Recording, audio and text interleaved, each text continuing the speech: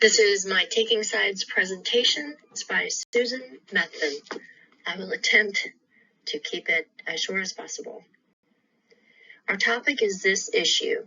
Is the 21st century skills movement practical?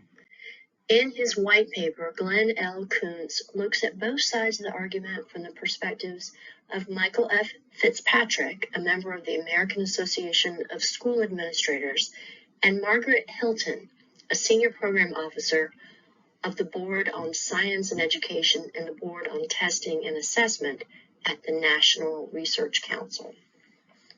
His position is that a research-based view that concludes school leaders can and should promote challenging and meaningful structure for 21st century skill development.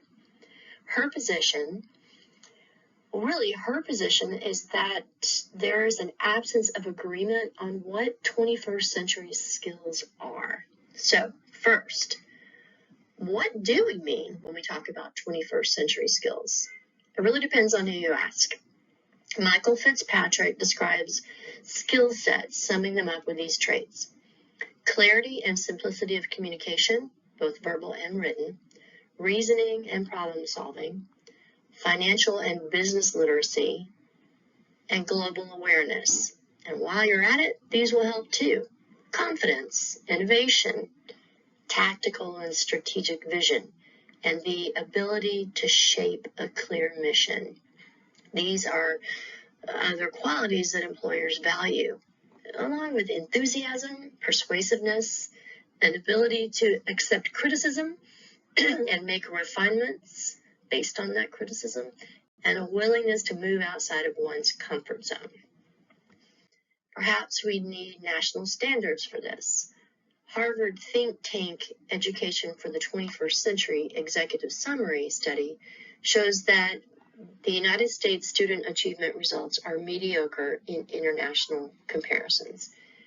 In his essay, Fitzgerald cites a report from the Center for Public Education in Alexandria, Virginia, which issued a report in 2009 titled Defining a 21st Century Education by Craig D. Gerald. Gerald's report looks at the major forces shaping skill demands. So what are those major forces?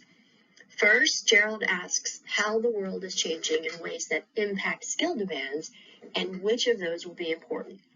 He lists the following: automation, globalization, workplace change, and policies increasing personal responsibility. All right, so let's start with automation. Well, how do you define it? It's the use of computers and computer-driven machinery to replace human labor. Practical applications are currently common in manufacturing environments, where machines are doing most, if not all, the work. But automation means more than just replacing human beings with computers on an assembly line. Computers are substituting for humans in performing routine work tasks that require the rote following of rules or directions. At the same time, people are increasingly being called upon to perform more complex thinking tasks than computers still can't perform, such as those that involve complex interactions with humans. As a practical example, I would cite a chatbot on a website. Okay, so that's automation. Next, let's look at globalization. How do we define this? Gerald defines it as the breaking down of economic, social, and intellectual borders between nations. Globalization is clearly influencing skill demands in several ways. First, because they'll face a job market in which Americans are no longer in charge or have the home court advantage, students are going to need to ensure that they have sufficient skills and enough education to compete for good jobs in a truly global economy. And that word sufficient means more than basic. Next, workplace changes. Well, the way that work is organized has changed a lot. The paper cites a task force report from 1973 by the Secretary of Health, Education, and Welfare called Work in America. It warned of the consequences of narrow, repetitive, routine jobs. Several years ago, the writer of that report, James O'Toole, decided to follow it up with a new study. So how much has work or the workplace itself changed since then? The answer, massively. Due to technological advances and change, globalization, and other competitive forces, the way that work takes place and the way that jobs are defined has been transformed, partly because of the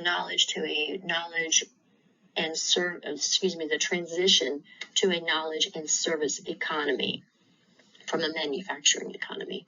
As O'Toole notes in the revised study, today more large American companies can make more money selling knowledge than they can by making and selling things.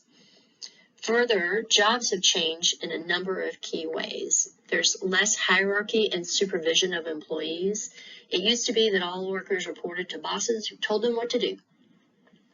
But during the 1990s, corporate restructuring eliminated layers of management, and many with high salaries, and the result was fewer supervisors managing more people. Also, there's more collaboration at work, meaning that work is now organized in lots of networks of cross-functional teams that work together on specific projects. And they're connected through telecommunications platforms like Zoom. People don't have to work in the same room, same city, state, or even the same country.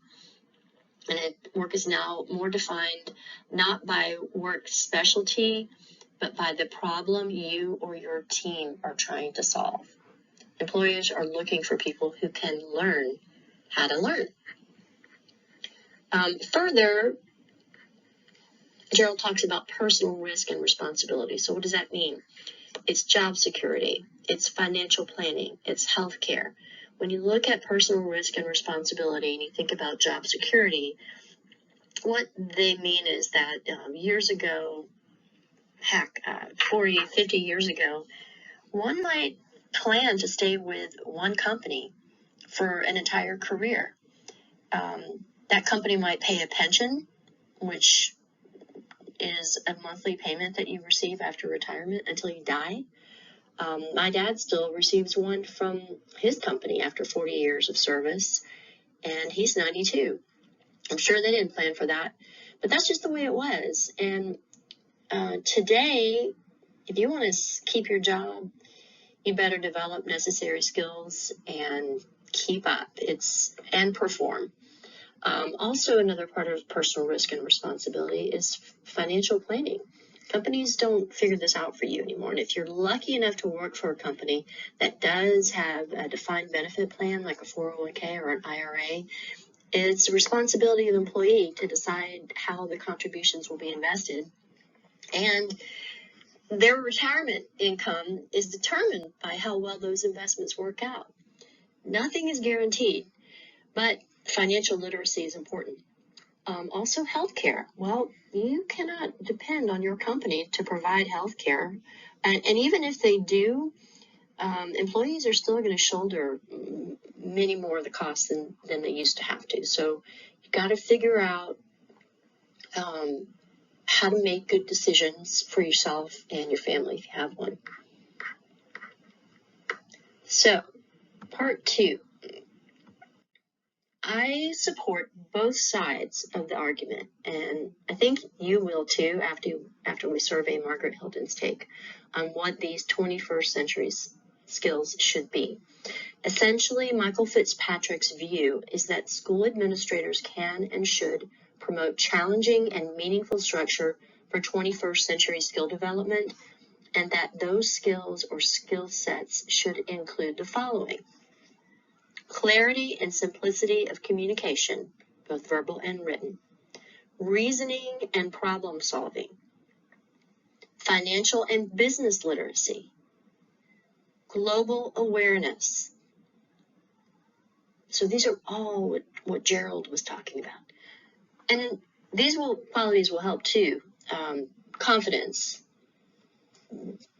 the ability to innovate, tactical and strategic vision, the ability to shape a clear mission. Margaret Hilton's stance is that 21st century skills have not been well defined, but in her essay, she cites a study by the National Research Council titled Education for Life and Work, Developing Transferable Knowledge and Skills in the 21st Century, 2012. As a first step toward improving the definitions of 21st century skills, the committee varied lists of skills into 3 broad domains of competence. Domain 1, the cognitive domain, which involves reasoning and memory. 2, the intrapersonal domain, which includes the capacity to manage one's behavior and emotions to achieve one's goals. And finally, the interpersonal domain, which involves expressing ideas and interpreting and responding to messages from others. Hilton cites research that has identified deeper learning, where students focus on clearly delineated learning goals, along with assessment to measure their progress toward attainment of those goals. But isn't that what the public school system is doing now with Common Core standards? That's why I must agree with both sides. 21st century skills are a combination of life skills and cognitive skills. Part 3. So here's what is behind the opposing viewpoint. There's really not that much of an opposing viewpoint, because what Margaret Hilton said was there's no definition of what 21st century skills are. So in her essay, she remarks that the Achilles heel is just that. She cites the results of a published report from a study by the National Research Council, NRC, titled Education for Life and Work, Developing Transferable Knowledge and Skills in the 21st Century, that I mentioned earlier. So is the NRC a credible source? Yes. The National Research Council advises the federal government. It has a reputation for providing independent, objective, and nonpartisan advice with high standards of scientific and technical quality. This study was an attempt to reach consensus on the definition of 21st century skills. As a first step, the committee clustered various lists of 21st century skills into those 3 broad domains, which I mentioned in part 2, the cognitive domain, intrapersonal, and interpersonal. Among interpersonal and intrapersonal competencies, conscientiousness, a tendency to be organized, responsible, and hardworking, is most highly correlated with desirable educational, career, and health outcomes. Antisocial behavior, which has both intrapersonal and interpersonal dimensions, is negatively correlated with these outcomes. The committee found that increased years of schooling was most correlated to higher incomes, as well as better health and civic engagement.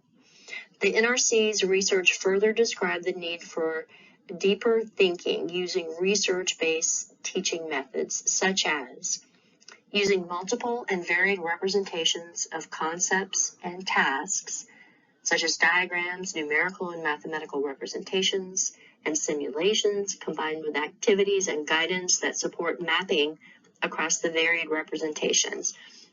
I won't detail the rest of them because that will take forever, but the others are encouraging elaboration, questioning, and explanation, engaging learners in challenging tasks while supporting them, teaching with examples and cases, priming student motivation by connecting topics to their personal lives and interests, using formative assessments.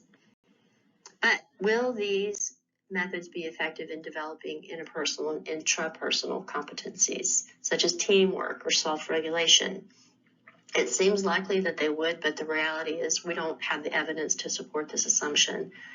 Finally, new approaches to teacher preparation and professional development will be needed to help current and prospective teachers understand how to support students' deeper learning and development of 21st century competencies in the context of mastering core academic content.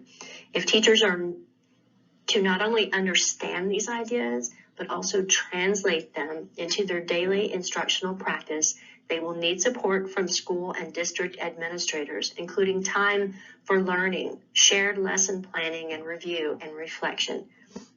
States and school districts should implement these changes, while private foundations and federal agencies should invest in research on assessment and curriculum development to foster widespread, deeper learning and development of 21st century competencies. Thank you very much.